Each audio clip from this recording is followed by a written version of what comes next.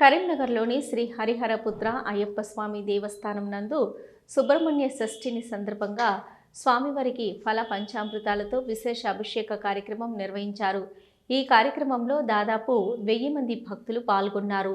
జిల్లా కాంగ్రెస్ ప్రధాన కార్యదర్శి పొన్నం శ్రీనివాస్ గౌడ్ దంపతులు, దేవాలయ ధర్మకర్తల మండలి సభ్యులు సత్యనారాయణ, కృష్ణ, కవిత, ఆనందరెడ్డి, దేవాలయ అర్చక సిబ్బంది, పుర ప్రముఖులు పాల్గొన్నారు.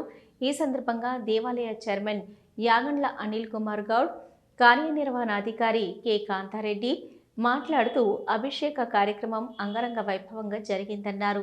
తిరిగి సాయంత్రం 7:15 శ్రీవల్లి దేవసేన సమేత శ్రీ సుబ్రహ్మణ్య స్వామివారి కళ్యాణ మహోత్సవ కార్యక్రమానికి ఏర్పాట్లు జరిగినట్లు తెలిపారు. కళ్యాణంలో కూర్చునే భక్తులకు స్వామివారి వస్త్రములు సమర్పిస్తున్నట్లు పేర్కొన్నారు.